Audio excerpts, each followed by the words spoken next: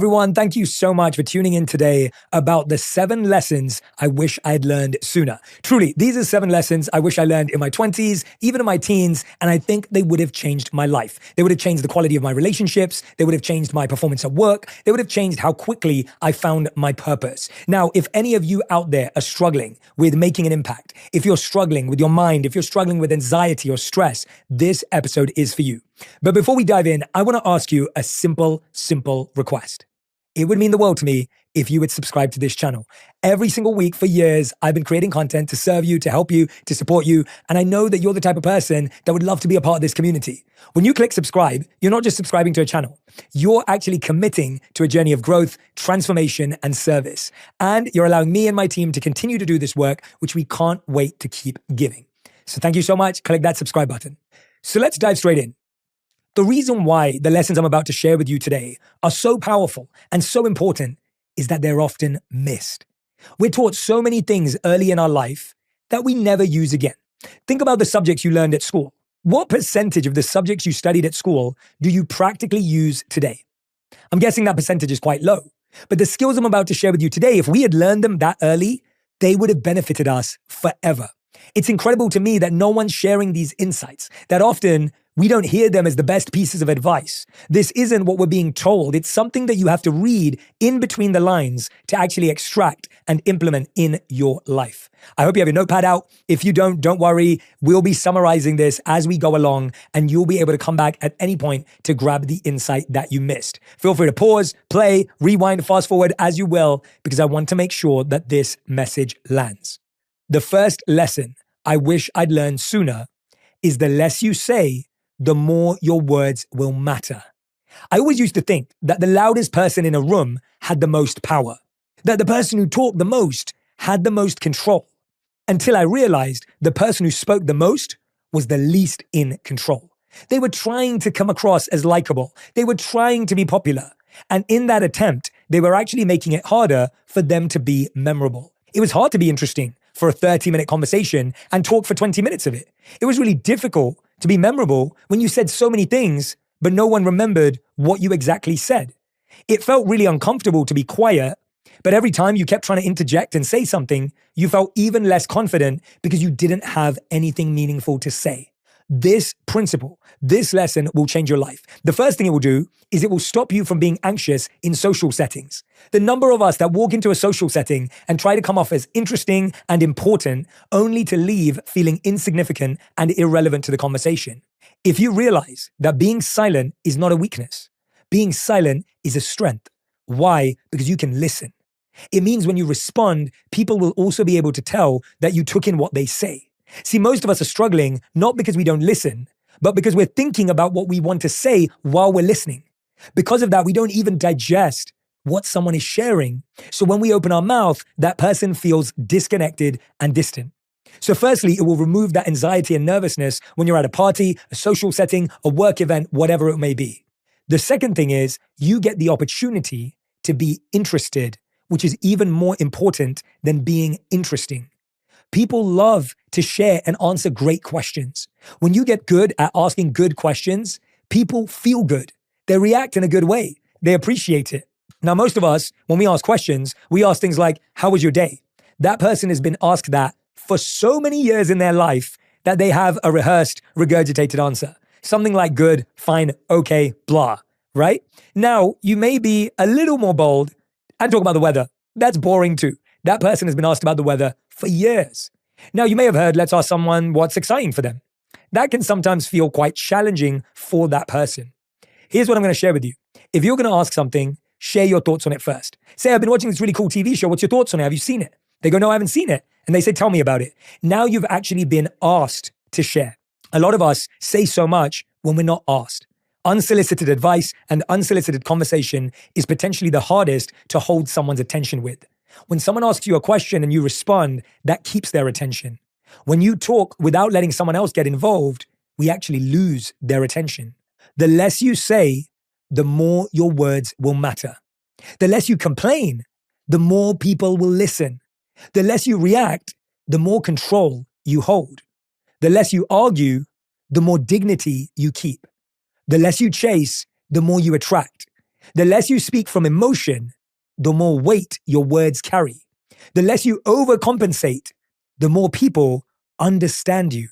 Less noise, more impact. Less chatter, more respect. Less explaining, more commanding. Speak less and mean more. When you walk into a room and you just start complaining about your day, complaining about your journey, complaining about the travel, complaining about your weekend, what does that do? It puts everyone into a negative space and negative environment. They now connect you and associate you with negative emotions. Even if they say, I agree, I'm sorry you went through that, I'm sorry to hear it, you have now created a contagious space for negativity. Save that complaining for a friend you can vent to. Save that complaining for someone who shares the same with you. When you're walking into the workplace, when you're walking into a family event, walk in and share something amazing that happened to you, something that you're grateful for. Ask someone else what was the most memorable part of their week, something beautiful that happened to them. All of a sudden, you're going to kickstart a chain reaction of positive events. In today's world of endless chatter, it's easy to believe more words mean more connection. But studies show the opposite. According to a 2014 Harvard study, people remember only 17 to 25% of what they hear in conversations. Flood someone with words, and your meaning gets lost like a drop in an ocean. Wise communicators know brevity creates impact. In Zen teachings, a story tells of a student who asked his master for the secret of wisdom. A student went up to his teacher and asked, "What is the secret of wisdom?" The teacher simply replied, "Listen." The student asked again, "What is the secret of wisdom?" The teacher replied, "Listen." Frustrated, the student demanded more explanation, to which the teacher replied, "If you listened, you wouldn't need more words." This is one of my favorite stories because it shows us that rather than thinking about what we're going to say, what we're thinking, evaluating, if we simply listened, paused, and responded, we'd actually have something meaningful to say. The reason you don't have something meaningful to say is because you haven't listened. We don't listen because we're scared of the gap between listening and responding. But actually, if you listen and you take that time, what you say will have more value, more impact, and it's more likely to be remembered. So here's a habit, a practical habit I want to share with you. Before your next conversation, ask yourself, what is the essential message I want them to remember? Say it clearly in 1 or 2 sentences. So when you walk into a conversation, make it really clear to yourself, what is it I want to communicate? What is the essence of what I actually want to share? What do I want to embody? And let your silence add weight to your words. The second lesson I wish I'd learned sooner is let go or be dragged. Think about this. When you don't let go of something, it doesn't stop. It doesn't pause. If you don't let go of a person, they don't stop changing. If you don't let go of a person, they don't stop living. If you don't let go of a person, they don't stop doing whatever it is they're doing. Sometimes the only way to strengthen your own relationship with yourself is to disconnect and let go of someone else. Think about all the times in your life where you were so attracted to someone, you just kept pursuing them. What happened? You didn't let go and you felt dragged along. What about when there was someone that you were dating and maybe they gave you all the signs? You saw all the red flags that this person wasn't right for you. But what did you do? You didn't let go, and so you were dragged. And what about that friend who kept manipulating you, kept taking advantage of you, took you for granted, and you didn't let go, so you got dragged? It's much better when we voluntarily, early on, let go, rather than get dragged throughout our life along with this person, wherever they're going, in whichever direction. Let go or be dragged. Let go or be left behind. Let go or be broken by what you're clinging to. Let go or be crushed under the weight of what's gone.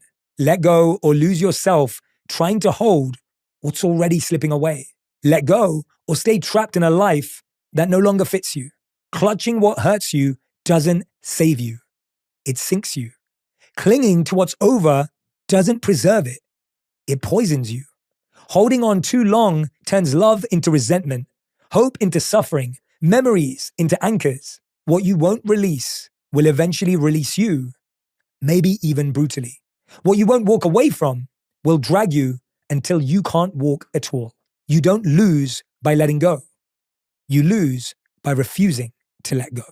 See, the thing is, attachment often feels like love, but unchecked attachment is more like a chain.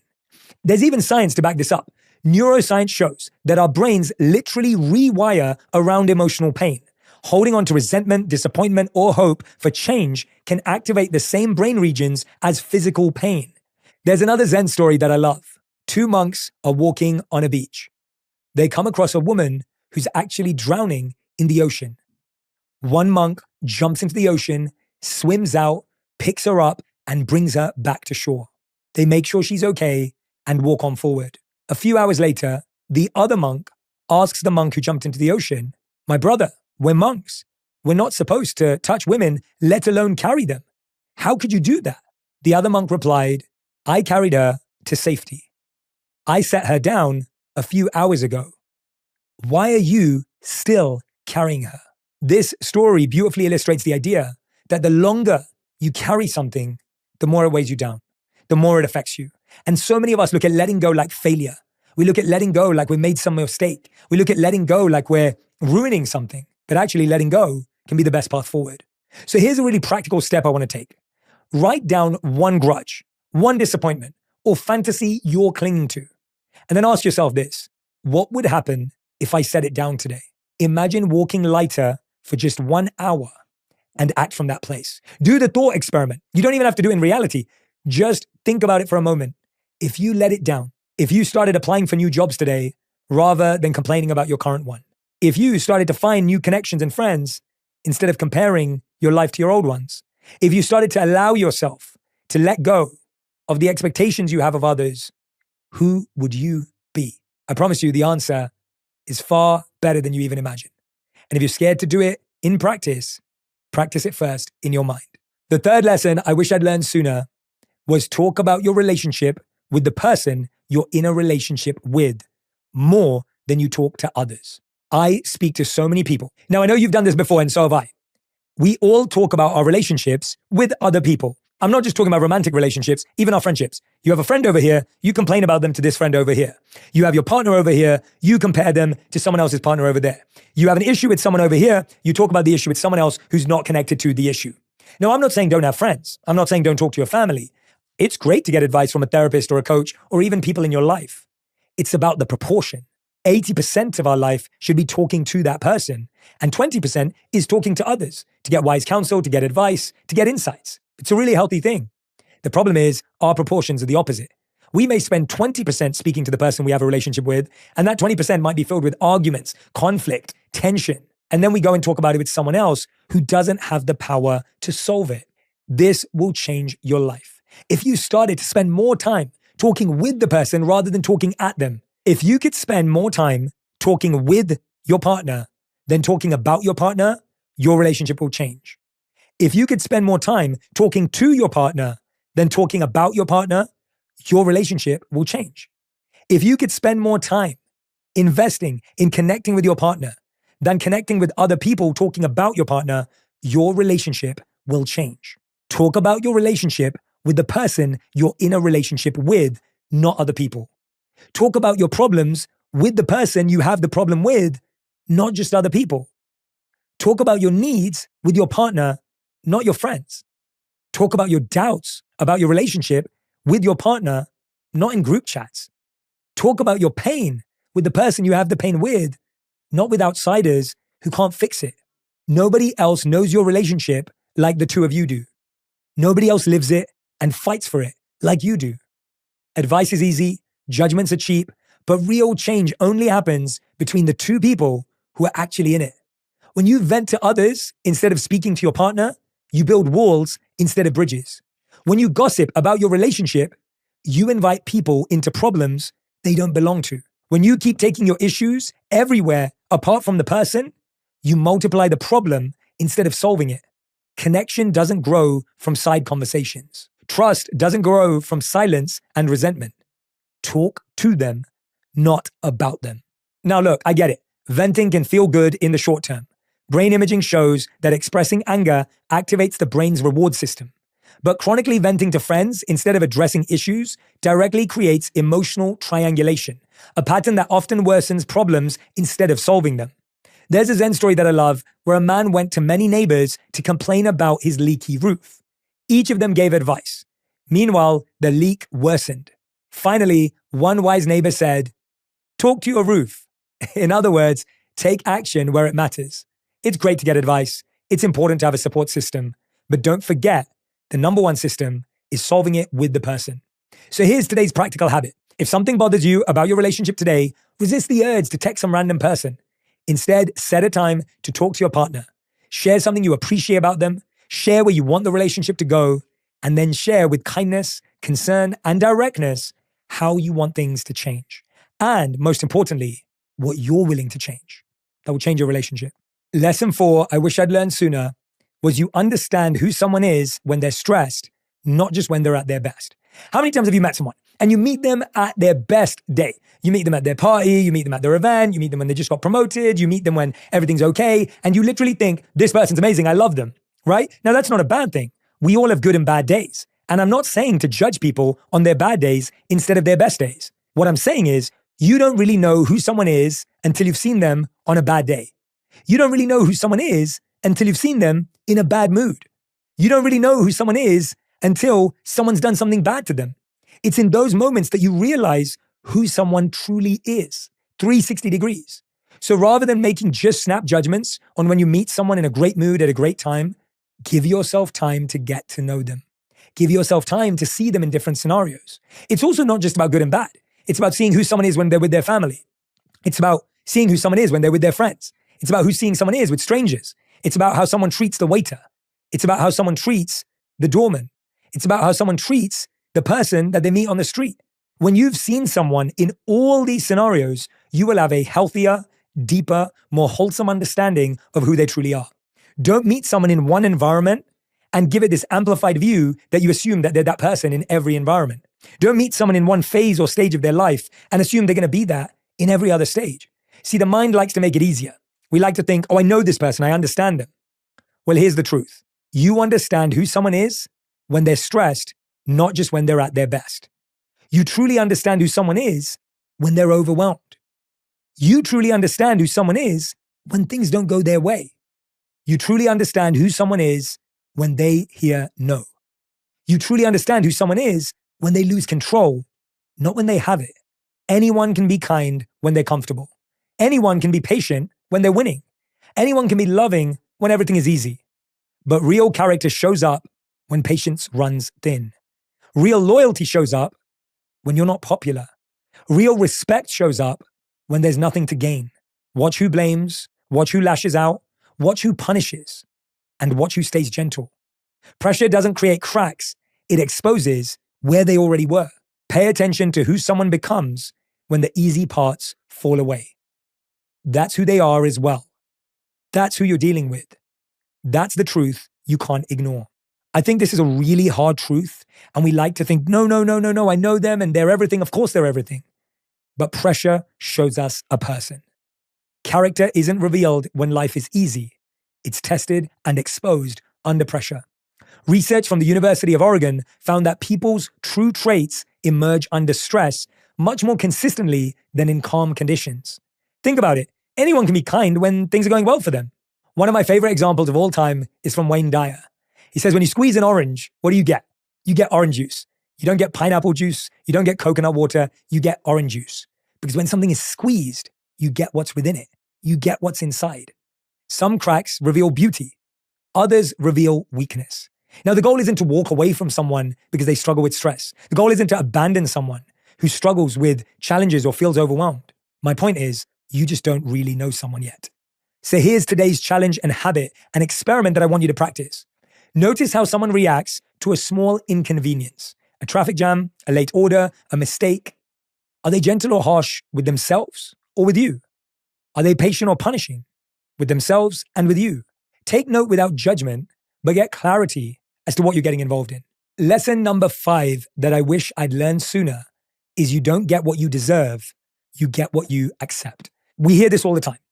I think I deserve more. I deserve more money. I deserve more love. I deserve more respect. And we walk around sometimes internally feeling we're not getting what we deserve. And guess what? You're right. You're not getting what you deserve. You're getting what you accept. No one's going to notice when you work harder at work if you don't make it clear. No one's going to notice when you're putting effort into a relationship unless you make it clear. No one's going to know or remember the sacrifices you've made until you stand up for yourself. Remember, you don't get what you deserve. You get what you accept. You don't get what you deserve. You get what you protect. You don't get what you deserve. You get what you settle for. You don't get what you deserve. You get what you fight for. Deserve is a feeling. Acceptance is a standard. Boundaries are protection. You can work hard and still be overlooked. You can love deeply and still be mistreated. You can give everything and still be taken for granted. If you don't stand for yourself, no one else will. If you don't protect your peace, no one else will. If you don't guard your value, it will be discounted. Respect is not given freely. It's enforced by your standards. Love isn't enough. It's shaped by what you allow. Worth isn't rewarded. It's protected every single day. You don't rise by hoping. You rise by refusing to shrink. I know it's a painful realization, but it's true. A 2021 study by the American Psychological Association found that individuals who consistently tolerated small boundary violations were 62% more likely to end up in emotionally exhausting relationships.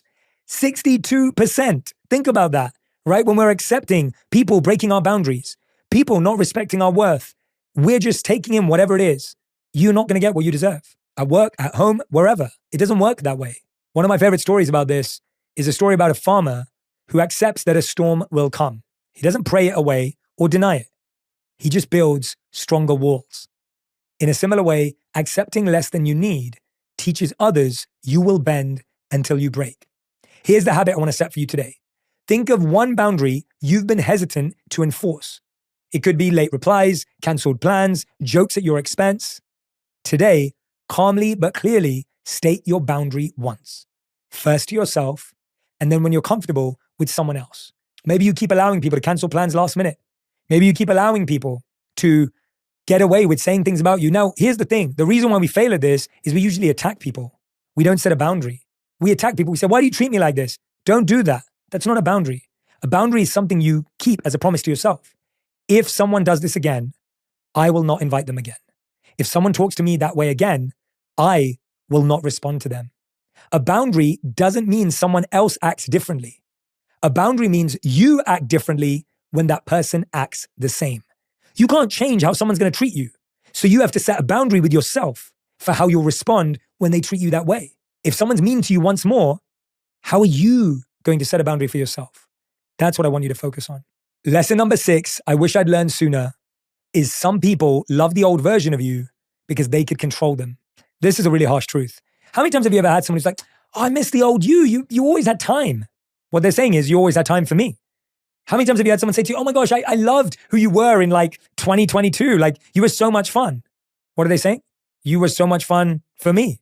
Someone says, oh my gosh, remember back in the day when you just come over and we just cook together and we'd figure it out? What they're saying is that was convenient for me. Some people love the old version of you because they could control them. Some people love the old version of you because they don't want to grow. Some people love the old version of you because it made them feel bigger. Some people love the old version of you because it kept them comfortable. Some people love the old version of you because it made their lives easier, not better. They don't miss you. They miss the version of you who stayed small. They don't miss you. They miss the version of you who didn't set boundaries. They don't miss you. They miss the version of you who needed their approval. When you outgrow the old version of yourself, you outgrow the people who needed you to stay there. When you heal, you disrupt the systems that benefited from your wounds. When you rise, you reveal who is rooting for your survival, not your success. Don't shrink to fit into old spaces. Don't bend to make old relationships easier. Don't apologize for becoming someone new. If they can only love the unhealed, unsure, controlled version of you, they don't love you. They love your compliance. This is probably the hardest one to learn because we feel bad. We wish we could still be that person, but we know we're not. We're more organized. We're more focused. We have more commitments. We have more priorities. And that person wants us to be available, around, just be there all the time. See, science backs this up. Growth threatens those who benefited from your smallness. A 2022 survey showed 58% of people admit they felt uncomfortable when a close friend or partner leveled up in their life. It's not always malice. It's not like they want you to fail. It's not negative. It's fear. We're scared because it reminds us of our lack of growth. And so what I'm saying to you is you don't have to shrink back into that version to compensate. Actually, what's more likely is if you keep growing, they may one day too. Not if you're trying to convince them, not if you're trying to make them grow, just by watching you fly, they may one day choose to fly as well. So here's my habit for you today. Write down one way you've changed for the better in the last 12 months. Celebrate it privately or share it proudly without apologizing. Lesson number 7, I wish I'd learned sooner, is I'm just bad at texting, is code for you're not a priority. I used to always want to convince people, even if they didn't message back, even if they didn't respond, I always wanted to stay connected, only to realize they didn't really want to connect with me. And while I was trying to do that, I was missing out on the group of people here who really did. I was ignoring a group of people who wanted to connect, believed in me, support me, for a group of people who showed no signs of it. I promise you, there is more love in your life than you even recognize because you're looking in the wrong direction. I promise you, there are more people who want to be friends with you than you realize because you're trying to be friends with someone else. I promise you, there are so many people who would want to spend time with you, but you're missing out on them because you're trying to chase someone else. Read the signs. You don't need to become a conspiracy theorist. Most of the time, again, it's not malice, it's not negative. People just have different priorities. Don't make it to be like some conspiracy theory that you got left out, you got let go, you didn't get invited. You just don't click. It just doesn't work. And it's not a big deal. There are people out there who want to click with you, connect with you, invite you. Remember this. Read in between the lines. I'm just bad at texting is code for you're not a priority. I'm confused about what I want is code for I'm sure I don't want you enough. I'm bad at communicating is code for I'm not willing to put in the effort with you. I don't know what I'm looking for is code for I'm keeping my options open. I'm just focusing on myself right now is code for I don't see a future with you. I'm not ready for anything serious is code for I'm ready, just not with you. People make time for what they care about. People make effort for who they value. People show up for who they want. Excuses are translations. Listen to what they're really saying and protect your energy. Believe the patterns, not the promises. Actions are the only real language you can trust. Consistent communication is a choice, not a personality trait. Research from the Pew Research Center shows that 89% of people aged 18 to 49 check their phones multiple times an hour. If someone wanted to reach out, they could. It's really important to remember that. So here's the habit. If you're chasing someone's attention, pause.